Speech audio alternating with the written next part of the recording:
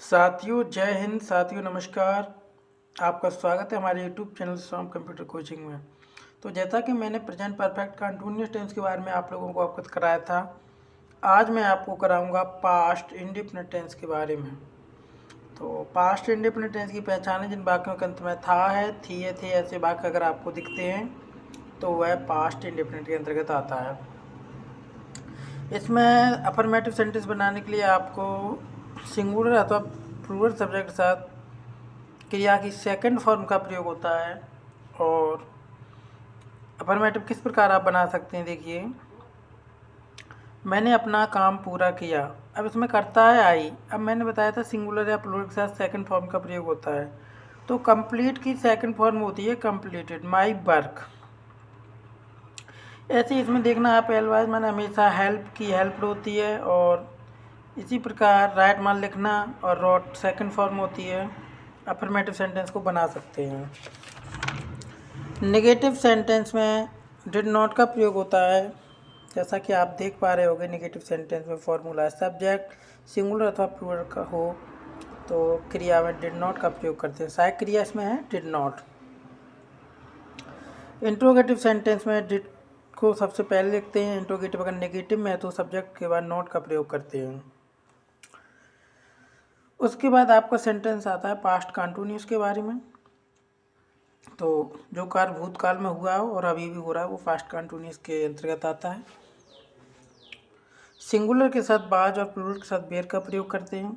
Affirmative बनाने के लिए सब्जेक्ट बाज और बेयर, क्रिया में आईएनजी, उसके बाद ऑब्जेक्ट लिखते हैं। जैसे मैं आपका इंतज़ार कर रहा हूँ, तो मैंने बताया था बाज और बेयर का प्रयोग है। तो यहाँ पे सिंगुलर के साथ मैंने बताया था आपको बाज का प्रयोग, और प्लूरल के साथ बेयर का प्रयोग, लेकिन आई के साथ बाज का प्रयोग होता है। तो आई वाज वेटिंग, क्रिया में आईएनजी लगा के सेंटेंस को हमने कर दिया है। नेगेटिव सेंटेंस में सिंगुलर और प्लूरल, यानी सिंगुलर और आई के साथ बाज और प्लूरल के साथ बेयर के बाद नोट लगा देंगे, और इंट्रोगेटिव में बाज और बेयर को सर्वप्रथम रख देंगे। पास्ट परफेक्ट टेंस की पहचान है इन वाक्यों के अंदर में चुका था, चुके थे ऐसे शब्द दिखते हैं, और इसका फॉर्मूला है सब्जेक्ट हैड और क्रिया में थर्ड फॉर्म का प्रयोग। और नेगेटिव सेंटेंस में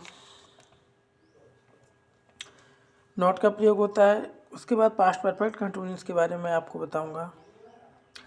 हैड बीन का प्रयोग होता है जो कार्य भूतकाल में शुरू हुआ हो और भूतकाल में ही खत्म हो गया हो, पास्ट परफेक्ट टेंस के अंतर्गत आता है। इसमें सब्जेक्ट के बाद हैड बीन, क्रिया में आईएनजी, उसके बाद ऑब्जेक्ट, निश्चित और अनिश्चित समय के लिए फॉर और सिंस का प्रयोग करते हैं। और नेगेटिव में हैड नॉट, उसके बाद बीन का प्रयोग करते हैं। जैसे सब्जेक्ट हैड, उसके बाद बीन, फिर क्रिया में आईएनजी। निश्चित और अनिश्चित समय का ज्ञान आपको पहले ही मैंने वीडियो में बता दिया है।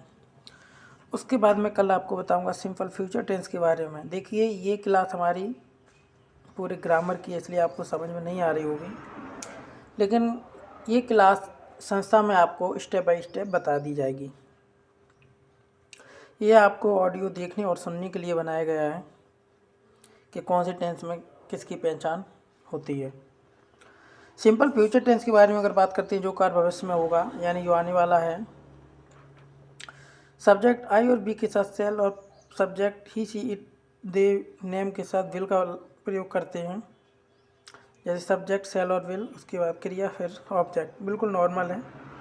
और नेगेटिव में सेल और विल के बाद नॉट का प्रयोग करते हैं। और इंट्रोगेटिव सेंटेंस में सेल और विल को सर्वप्रथम लिख देते हैं। तो आपको 12 सेंटेंस अच्छे से समझ में आ गए होंगे। तो सभी को जय श्री राधे कृष्ण, अपनी वाणी को विराम करता हूँ।